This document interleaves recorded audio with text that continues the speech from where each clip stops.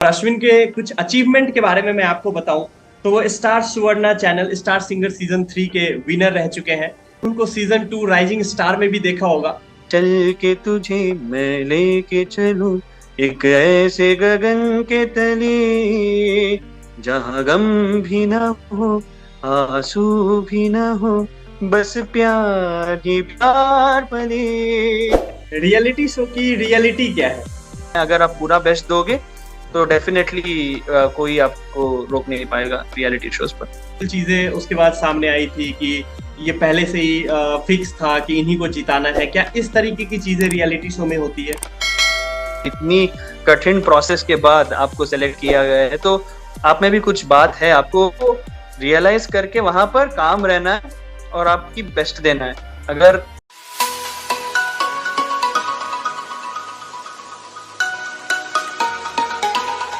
Hi everyone and welcome to Education to You. So today we have a very special guest whose name is Ashwin Prabhu, who is from South। और लेकिन सबसे अच्छी बात ये होगी कि वो हिंदी भी बोल सकते हैं और बहुत अच्छी हिंदी बोलते हैं। तो मुझे लगता है कि ऑडियंस बहुत अच्छे से कनेक्ट कर पाएंगे अश्विन को। और अश्विन के कुछ अचीवमेंट के बारे में मैं आपको बताऊं तो वो स्टार सुवर्णा चैनल स्टार सिंगर सीजन 3 के विनर रह चुके हैं। उनको सीजन 2 राइजिंग स्टार में भी देखा होगा। तो आज मैं एजुकेशन टू यू के प्लेटफॉर्म पे उनको बुला के लाया हूँ एज ए एक्सपर्ट। वो एजुकेशन टू यू पे आपकी हेल्प करेंगे। उन लोगों की हेल्प बहुत ही बेहतर तरीके से हो सकती है जो लोग सिंगिंग एज ए करियर बनाना चाहते हैं। तो सबसे पहले अश्विन सर, आपका बहुत बहुत स्वागत है एजुकेशन टू यू प्लेटफॉर्म पे। थैंक यू आशु भाई, आपने बुलाया मुझे और आई एम रियली हैप्पी कि मैं एजुकेशन टू यू के सारे दर्शकों उनसे बात कर पा रहा हूँ। और मैं हिंदी ठीक ठाक बात कर लेता हूँ, बहुत अच्छा तो नहीं है मेरा हिंदी पर चल जाता है। और आप बहुत ही बेहतर तरीके से हिंदी बोल पा रहे हैं, तो ये हमारे लिए बहुत अच्छी बात है और ऑडियंस के लिए भी बहुत अच्छी बात है कि क्योंकि आप जानते हैं कि इंडिया में ज़्यादातर लोग हिंदी में ज़्यादा लोग कनेक्ट कर पाते हैं। तो आपकी जो जर्नी रही, जब भी आपने सिंगिंग स्टार्ट करी, कैसी जर्नी आपकी रही? कहाँ से आपने शुरू किया, क्यों शुरू किया? ये बहुत पहले जाता है। तो मेरे फैमिली में कोई गाता नहीं है, कोई म्यूजिशियंस नहीं है, तो पर म्यूजिक में बहुत इंटरेस्ट पहले से रहा था। एंटायर फैमिली में कोई गायक नहीं था, पर मेरी माँ और पापा ये कहते हैं कि जो नर्सरी में जो राइम्स के कॉम्पिटिशन्स किए जाते हैं तो उसमें मैंने उनको बिना बताए मैंने वहाँ पर जाकर इंस्टेड ऑफ सिंगिंग राइम्स मैंने किशोर कुमार जी का एक गाना है, चल के तुझे मैं लेके चलूं एक ऐसे गगन के तले, जहां गम भी ना हो आंसू भी ना हो, बस प्यार ही प्यार पले, एक ऐसे गगन के तले। तो ये गाना मेरे पिताजी मुझे सोते समय मुझे लोरी के तरह गाते थे। तो पता नहीं कैसे मैंने वो पिक कर लिया और मैंने वो राइम सिंगिंग कंपटीशन में जाकर ये गाना गा दिया और उसमें मुझे सेकंड प्राइज मिला था। ये मुझे याद नहीं है पर मेरे माँ पापा कहते रहते। तो वहाँ से मेरी जो उस नर्सरी की प्रिंसिपल थी, उन्होंने मम्मी पापा को बुलाया और बताया कि इसको इंटरेस्ट है म्यूजिक में, आपको और भी ज़्यादा इसको म्यूजिक क्लासेस में डालकर इसकी ये जो इंटरेस्ट है वो डेवलप करना चाहिए। तो वहाँ से शुरू मेरी ये म्यूजिक की जर्नी। पहले जब मुझे क्लासिकल म्यूजिक क्लासेस के लिए मुझे एडमिट किया गया था, did not like it at all to be frank. मैं सोचता था कि अरे कर्नाटिक क्लासिकल ये क्या डाल दिया गया है, ये तो पनिशमेंट है। ऐसा मतलब हम बच्चे रहते हैं, वो बचपना होती है और खेल कूद की समय हम क्लासेस जाने के लिए यूज कर रहे हैं तो वो होता है। पर और मेरा बड़ा भाई भी है, वो भी मुझे मतलब चिढ़ाता था कि अगर ये क्या लड़कियों वाली कर्नाटिक क्लासिकल तू सीख रहा है बोलकर, पर वैसा कुछ नहीं है। वहाँ से मतलब ये जो पुश मेरी फैमिली की तरफ से मिला था स्टार्टिंग में, अगर वो उस समय वो जिद करके अगर मुझे क्लासेस के लिए नहीं भेजते तो शायद मैं इस मकान पर नहीं पहुंच पाता। जहाँ पर मैं नेशनल टेलीविजन पर जाकर एक रियलिटी शो में हिस्सा ले पाऊँ। तो उस मकाम तक पहुँचने के लिए ये जो पेरेंट्स की जो स्टार्टिंग में जो ये क्या बोलते हैं सपोर्ट मिली, वो बहुत इम्पोर्टेंट रहा था मेरी जिंदगी में स्पेशली। और उसके बाद मैं कॉम्पिटिशन्स में हिस्सा लेता गया, यहाँ के लोकल कॉम्पिटिशन्स, वो कॉम्पिटिटिव स्पिरिट जो मेरे अंदर थी, उससे ही मैं ज्यादा सीखता गया आगे। स्पेशली यहाँ मेरी एक दोस्त भी है, तो उसको मैं अपना मतलब राइवल जैसे मानकर मैंने ये सोचा कि ठान लिया, अच्छा इसको हराना चाहिए, एटलीस्ट उस मुकाम तक पहुंचना चाहिए। उसके बाद मैंने सोचा अच्छा ये लेवल पहुंचना चाहिए, तो I getting bars for my self, ये मुकाम आ गया तो नेक्स्ट क्या करना है, वैसे वैसे करते करते आई स्टार्टेड इम्प्रूविंग। वहाँ से इंटरेस्ट बढ़ती गई। जो स्टार्टिंग बस एक फॉर्मेलिटी थी कि क्लासेस जाना है, वहाँ से लेकर वो इंटरेस्ट मुझ में ही डेवलप होती गई, और वहाँ से मैंने मतलब और भी ज्यादा सीखते सीखते आगे बढ़ता गया मैं। और आपकी हिस्ट्री देख पा रहा हूँ कि आप अपने रीजन में एक बहुत ही अच्छे सिंगर हैं। अब मैं देखूँ तो जी कनाडा पे सारेगामापा सीजन 15 के आप सेमीफाइनलिस्ट थे। राइजिंग स्टार के बारे में मैंने दर्शकों को बता ही दिया है, और भी बहुत सारी कंपटीशन है जिसमें आपने पार्टिसिपेट किया है, रियलिटी शो में आप गए हैं।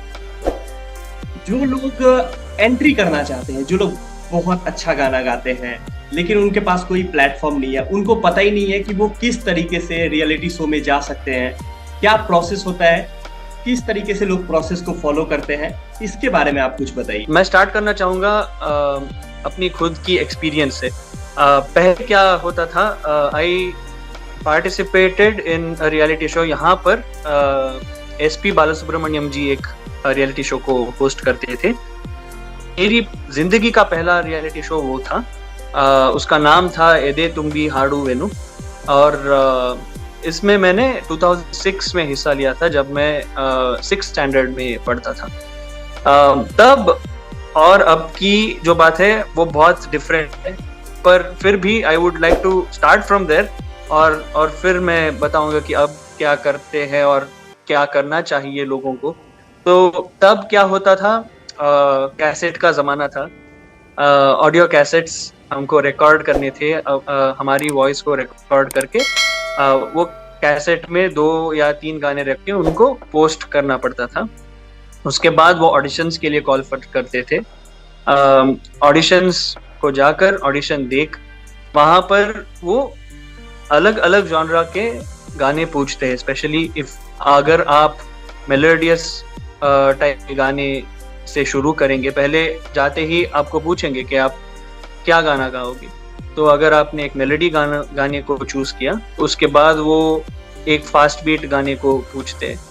उसके बाद वो देखते हैं स्पेशली सुर और ताल में आप है या नहीं, वो देखते हैं उस ऑडिशन में। और उसके बाद वो देखते हैं आप कितने वर्सेटाइल है, या आप अगर एक जॉनरा को बिलोंग करते हैं, उस जॉनरा में आपकी एक्सपर्टीज कितनी है। तो ऐसे भी लोग होते हैं जो क्लासिकली बहुत साउंड होते हैं, बहुत ही स्ट्रांग होते हैं क्लासिकल और सेमी क्लासिकल ये स्पेस में, पर उनकी थोड़ी बहुत शायद फास्ट सॉन्ग्स या वैसे फास्ट बीट सॉन्ग्स अगर गाने को बोले, वो शायद उतनी स्ट्रांग नहीं जितना उनका क्लासिकल बेस है। तो वो देखते हैं अगर क्लासिकली आप स्ट्रांग है तो उसमें और कितना मतलब आपका जो फ्री स्टाइल है कितना डेवलप हुआ है। तो वो वहाँ मैंने जो बोला था कि मेरी जो पहली रियलिटी शो है उसमें सिर्फ एक ही ऑडिशन राउंड था। उसके बाद डायरेक्टली SPB सर के सामने गाने का मौका मिला, और जब हम वहाँ पर गए वो सेट देखने के लिए, जब टीवी पर देखते थे तो बहुत ही आलीशान सा सेट था, और एकदम मतलब लाइट्स वगैरह बहुत एकदम क्या बोले एकदम झकास टाइप लगता था टीवी पर जब हम वहाँ पहुंचे तो बाहर से तो बस एक गोडाउन सा है, बहुत बड़ा सा एक गोडाउन, और अंदर अगर जाए तो अंदर हाँ सेट बहुत अच्छा लगा हुआ होता है, पर बाहर से देखे तो बहुत ही बड़ा डिसअपॉइंटमेंट है। तो वहां से जो पहली बार जो नर्वसनेस फील हुई, वो सब कुछ अभी भी बहुत ही ज्यादा मेमोरेबल है। तो मैं बोलूंगा कि जो एक्सपीरियंस रहता है ना, it helps you grow as a person. जो ये रियलिटी शो का एक्सपीरियंस होता है, वहां पर जो भी हो उसके बाद वो होता है, सबको पता है, डिपेंड्स ऑन ऑन और capability to deliver in that pressure. और हाँ, लोग किसको क्या पसंद करते हैं उसका ऊपर डिपेंड करता है आपका लॉन्जेटिविटी उस शो में। तो come let's get back to audition process. अब क्या होता है, स्पेशली अब उतना डिफिकल्ट नहीं है नोटिस होने के लिए। अब ये सोशल मीडिया के माध्यम के जरिए आप अपने कंटेंट को वर्ल्ड तक पहुंचा सकते हैं। तो ये क्या करते हैं, इनका एक टैलेंट टीम रहता है, स्पेशली ये जो रियलिटी शोज होते हैं, तो पहले इनका टैलेंट टीम होता है। और ये बहुत बड़ा मतलब इंडस्ट्री है, इसमें बहुत सारे टीम्स होते हैं। It's just like any other corporate world, right? You have separate teams working on separate sections of the show. एक टैलेंट टीम होता है, एक क्रिएटिव टीम होता है, एक टीम होता है बस डायरेक्ट करने की, एक टीम होता है कैमरामैन है। उनका काम ही है इंस्टाग्राम, यूट्यूब और ये सारे सोशल मीडिया प्लेटफॉर्म्स पर फ्रेश आवाज को ढूंढना। अगर उनको ऐसी आवाज दिखे तो वो आपको कांटेक्ट करने की कोशिश करेगी वाया इंस्टाग्राम डीएम्स। अगर वो नहीं कांटेक्ट कर पाई तो देयर नेक्स्ट लिस्ट इज जो आपके रीजन्स में अगर आपने पार्टिसिपेट किया है किसी रियलिटी शो में, तो वो लिस्ट उनको मिलता है, क्योंकि उनके इंटरनल कनेक्शंस रहते हैं, तो से वो लिस्ट लेते हैं और वहां से फोन लगाते रहते हैं। जैसे मैंने 3-4 रियलिटी शोज यहाँ कन्नडा में किए थे, तो इसलिए उनको मेरा नंबर वहां से इंटरनल मिला और उन्होंने मुझे कॉल किया था राइजिंग स्टार के लिए। ऐसा राइजिंग स्टार के लिए ही नहीं, सारेगामापा, इंडियन आइडल, सभी के लिए, जो भी रियलिटी है, अगर उनको आपका कांटेक्ट ऐसे रीजनल रियलिटी शो से मिलता है तो आपको पहली प्रेफरेंस दी जाती है, क्योंकि आपके पास वो एक्सपीरियंस रहता है कैमरा फेस करने का। जाहिर सी बात है, अगर आप जॉब कर रहे हो कहीं पे तो आप एक्सपीरियंस्ड बंदे को पहले प्रेफरेंस दोगे then a fresher, because you have more dependability on the experienced guy than the fresher, right? तो वहाँ से वो फिर से आपको बोलते हैं, वो कॉल करते हैं और आपसे 2-3 वीडियो, रॉ वॉइस की वीडियो मांगते हैं। व्हाट्सएप जरिए आपको उनको भेजना पड़ता है।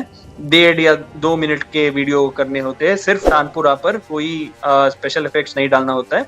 तो वो रॉ वॉइस की वीडियो आपको भेजना पड़ता है। पहले वो उनकी म्यूजिक टीम को वो सुनाकर फिर वो स्क्रीनिंग करेंगे कि ये इसको हम बता सकते हैं या नहीं। इट्स नॉट दैट अगर आपके 10,000 50,000 फॉलोअर्स इंस्टाग्राम पे रहे, आपको पता है कि आजकल सॉफ्टवेयर्स होते हैं जो जिससे आपकी आवाज बहुत अच्छी की जा सकती है। इसका मतलब ये नहीं कि आप अच्छा सिंगर नहीं हो, पर it depends, right? Live singing is a different ball game all together, और जो स्टूडियो में गाना रहता है वो डिफरेंट ही है।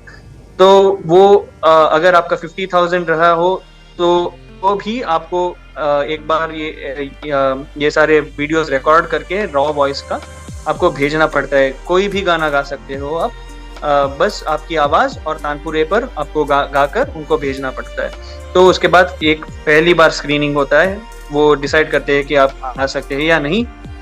उसके बाद वो आपको आपकी नियर बाय सिटीज में वो साइलेंट ऑडिशंस करते हैं। साइलेंट ऑडिशंस क्या होते हैं? जो आपको टीवी पर दिखाया जाता है ना, जो लंबी लंबी लाइन होते हैं, तो उससे पहली दिन वो बस ऐसे जो चुने हुए सिंगर्स, ऐसे उन्होंने पहले ही स्क्रीनिंग किए गए हुए सिंगर्स को बुलाते हैं और वहाँ पर एक ऑडिशन फिर से फेस टू फेस होता है। उसके बाद फिर भी मैंने बैंगलोर जाकर ये ऑडिशन दी थी, साइलेंट ऑडिशंस। साइलेंट ऑडिशन के बाद आपको बुलाया जाता है बम्बई। बॉम्बे में ये बोलते एक इसको प्रीकास्ट ऑडिशन बोलते हैं। तो आपको रियलिटी शो में कास्ट करने से पहले एक बार उनके सारे प्रोड्यूसर्स डायरेक्टर्स, म्यूजिक टीम सभी रहते हैं वहाँ पर, उनके सामने आपको गाना पड़ेगा। और वहाँ पर भी बहुत स्क्रूटिनी है कि ये गाना गाओ, वो गाना गाओ, बहुत ड्रिल करते हैं। फिर उसके बाद अगर उनको आपसे आपकी गायकी से खुशी हुई तो सेलेक्ट, वरना फिर से आपको घर भेजकर घर से 3-4 वीडियोस फिर से मांगते हैं, ये गाना गाओ, वो गाना गाओ, क्योंकि उनको भी डिसाइड करना पड़ता है कि किसको कास्ट करे या नहीं। तो उसके बाद वो बुलाते हैं, जो टीवी पर ऑडिशन ना, उस ऑडिशन के लिए बुलाते हैं, इतना सारा स्क्रीनिंग प्रोसेस के बाद। और ये स्क्रीनिंग प्रोसेस अच्छे गायकों के लिए, मतलब आपने इंडियन आइडल में शायद देखा होगा कि कोई भी सिंगर को एंटरटेनमेंट के लिए उठा कर लाकर ऐसे ही वो 2-3 फाइट्स करते हैं ना, उनके लिए नहीं, पर जो सेलेक्ट होने की चांसेस जिसकी ज्यादा होती है, उन लोगों के लिए इतना बड़ा प्रोसेस यही होता है। जो उनको लगता है कि ये इसमें स्टफ मटेरियल है और ये शो में आगे सकता है, तो वो उनको जो लगता है, उन लोगों को वो इतनी बड़ी प्रोसेस के बाद पहली टीवी के जो ऑडिशंस होते हैं उसके लिए सेलेक्ट करते हैं। तो इतना बड़ा प्रोसेस रहता है। बहुत ही इंटरेस्टिंग जानकारी आपने दी। लेकिन जब आप राइजिंग स्टार में थे, और मैंने 2018 में आपका शो भी देखा था, तो आप जब भी हर दिन एक नया नया शो होता है जिसमें आपको अलग अलग मतलब गाना गाना होता है, तो क्या वो गाना आपके जो मेंटोर्स होते हैं वो डिसाइड करते हैं या वो खुद डिसाइड करते हो आप? तो मतलब एक लिस्ट करनी पड़ती है, राइट, जो हम कंफर्टेबल है गाने के लिए। तो जैसे कि मैंने मेरी पहली राउंड में तुमसे मिलके दिल का है जो हाल क्या करे वो गाया था, और उससे पहले मैंने 3-4 भी मेरी तरफ से मुझे चॉइस देना चाहिए, मतलब 5 गानों की choice I have to give. तो उसके ऊपर वो देखते हैं, अच्छा वो वहाँ आपसे गवाते हैं, ठीक है, वो गवा कर देखते हैं, अच्छा ये कैसा आ रहा है, वो कैसे आ रहा है। उसके बाद वो सिलेक्ट करेंगे कि अच्छा ये गाना आप गा दो। उसके बाद भी अगर आप if you are not satisfied with that song, अगर आपको उससे सेटिस्फैक्शन नहीं, आपको खुद लग रहा है कि नहीं हो रहा है, तो आप फिर भी उनसे रिक्वेस्ट करके पूछ सकते हैं। पर वो चेंज बहुत रेयरली होता है, वो चेंज नहीं होता है। पर ऐसा होता है कि आपसे पूछा जाता है पहले कि आप कौन से गाने कॉन्फिडेंट है गाने के लिए, तो उससे वो चूज करते हैं। तो it's a mixture of both. तो भी डिसाइड करते हैं और आप भी डिसाइड करते हो, क्योंकि आपको चॉइस पहले दिया जाता है कि इतने गाने आपको देने पड़ेंगे, उससे ही चूज करके आपको देते हैं। एक बहुत ही इंटरेस्टिंग क्वेश्चन है, रियलिटी शो की रियलिटी क्या है? जो आप स्टेज पर गाते हो वो रियल है, जो उस समय की जो नर्वसनेस और प्रेशर रहता है वो रियल है। उस समय तक बिल्ड होने की प्रेशर होता है ना, तो एक हफ्ते का पूरा रिहर्सल होता है, मेंटरिंग होती है, तो वो सब कुछ रियल है। आप जो स्टोरीज भी देखते हो काफी हद तक वो रियल है, क्योंकि उनकी जो क्रिएटिव टीम है आपके साथ बहुत समय बिताते हैं आप बैकग्राउंड जानने के लिए। तो आप जो स्टफ उनको फीड करते हो उसको वो थोड़ा बहुत मतलब क्रिएटिवली दिखाते हैं, मतलब क्रिएटिव फ्रीडम रहता है, क्या करें। तो अगर इतना सा अगर आप बोलते हो तो उसको वो इतना कर दिखाते टीवी पर। अगर उनको लगता है कि हाँ अपने दर्शक इस कंटेंट से रिलेट कर पाएंगे और इससे प्रॉबेबली इंस्पायर होके वो भी कुछ बन पाएंगे, अगर उनको लगता है तो वो उसके अराउंड स्टोरी बनाकर वो दिखाते हैं। इट्स नॉट दैट कि वो स्टोरी रियल ही नहीं है, रियल होता है, और वो जैसे दिखाते हैं it depends from person to person, from television to television. और वो अपने खुद की स्टोरी तो नहीं बनती, आपसे पूछकर आप जो बताते हो उनको उसी पर वो स्टोरी बनाकर दिखाते हैं। और क्या होता है ना, उनको जिस अगेन दर्शकों के रेस्पॉन्स ही सब कुछ है। अगर दर्शकों को लगता है, अगर वो क्या बोलते हैं, व्यूअर्स एनकरेज करते हैं किसी पार्टिसिपेंट को, तो वहां से वो एनकैश करके उसको बढ़ जाते हैं वो स्टोरी को, ठीक है। उनको ज्यादा स्क्रीन टाइम दी जाती है, वो सब कुछ थोड़ा बहुत अनफेयर रहता है, क्योंकि एक पार्टिसिपेंट को स्क्रीन टाइम कम दिया जाता है या ऐसी स्पॉट दी जाती है जब प्रॉबेबली व्यूअर्स कम चैनल देखते हो। मतलब एक टाइमिंग होता है, उनको पता रहता है अगर एक शो 9 to 10 एयर होता है एक चैनल पर, तो उनको पता रहता है कि okay 9:15 to 9:45 is when you'll have maximum number of viewers watching your channel। Starting में शायद वो मतलब कोई और प्रोग्राम देख रहे होंगे तो चैनल चेंज करने में ही 10-15 मिनट लग जाता है, या और कहीं भटकते आ जाते हैं। तो इसलिए ऐसी स्पॉट्स थोड़े ऐसे कंटेस्टेंट्स को मिल जाती है जो कम टीआरपी ले आते हैं उनके शो के लिए। See at the end of the day उनका भी रोजी रोटी का they are living on that show, जो भी वो शो के मेकर्स है। And I don't think they are wrong in their job, but it's just that ये शो ही ऐसा है कि अनफेयर हो जाता है in giving screen time, ठीक है। पर जो आप गाते हो वो आपके हाथ रहता है। अगर आप अच्छा गाते हो वहां पर तो क्लिक हो जाते हो, दर्शकों ऑटोमेटिकली आपको नोटिस करें, और उसके बाद आपका भी स्क्रीन टाइम बढ़ेगा। पर वही है कि उस समय पर आपको कूल रहना होता है, आपको डिस्ट्रैक्ट नहीं होना है कि ये सब हो रहा है, अच्छा ये सब हो रहा है, अभी क्या करूं, मुझे तो कोई स्क्रीन टाइम ही नहीं मिल रहा है, अनफेयर हो गए, ये सब नहीं थिंक करते हैं। और वहां पर जाकर बस ये अपना पूरा बेस्ट देना है। अगर आप पूरा बेस्ट दोगे तो डेफिनेटली कोई आपको रोक नहीं पाएगा रियलिटी शोज पर। तो रियल होता है, ऐसा नहीं कि पूरा अनरियल, पर स्क्रिप्ट लिखा जाता है बेस्ड ऑन व्हाट आप उनको बोलते हो। जैसे साउथ से आप मुंबई गए, तो मुंबई जैसी महानगरी में क्या आप डिस्क्रिमिनेशन देखा जाता है? लाइक आप कहीं से आए हैं, रियलिटी शो में कुछ धांधलियां वगैरह कुछ होती है, लाइक इनको टॉप करना है? क्योंकि राइजिंग स्टार फर्स्ट जब हुआ था तो उस टाइम पे मुझे उनका नाम याद नहीं है कि किन्होंने जीता था, लेकिन उसपे बहुत ज्यादा कंट्रोवर्शियल चीजें उसके बाद सामने आई थी कि ये पहले से ही फिक्स था कि इन्हीं को जिताना है। क्या इस तरीके की चीजें रियलिटी शो में होती है? वो जैसे मैंने बताया कि कितना भी वो फिक्स करे पहले से ही, अगर आप अच्छा गाते हो, क्योंकि वो लाइव जाता है ना, तो वो कुछ भी बिगाड़ नहीं सकते आपका ना। अगर if you really give your 100% और इतना इम्प्रेस कर दो जजेस को, तो क्या कर पाएंगे वो भी, उनको मानना ही पड़ेगा कि आपको ही विनर बनाना है।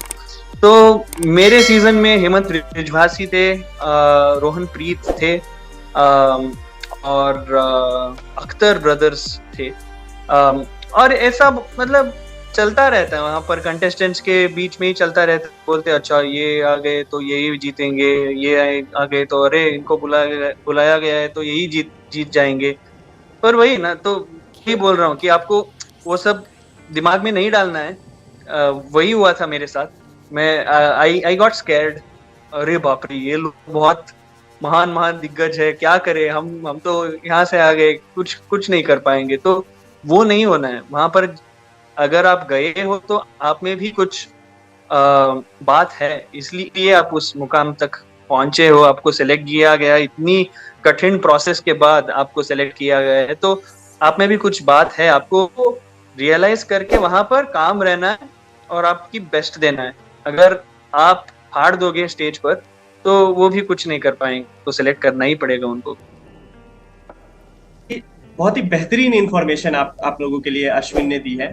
अगर इस सेशन से रिलेटेड आपको कोई भी दिक्कत है, किसी तरीके की ऑडिशन से रिलेटेड अगर आपको कोई भी परेशानी आती है, तो आप कमेंट बॉक्स में पुट कर सकते हैं, या फिर आप मुझे एजुकेशन ट्यूब के ऑफिशियल मेल पे मेल भी कर सकते हैं। आपको डायरेक्ट अश्विन से डायरेक्ट इंटरेक्शन करने का मौका मिलेगा, और उसका रीजन ये है कि अश्विन ने वो जर्नी तय की है, तो वो आपको बेहतर तरीके से बता पाएंगे।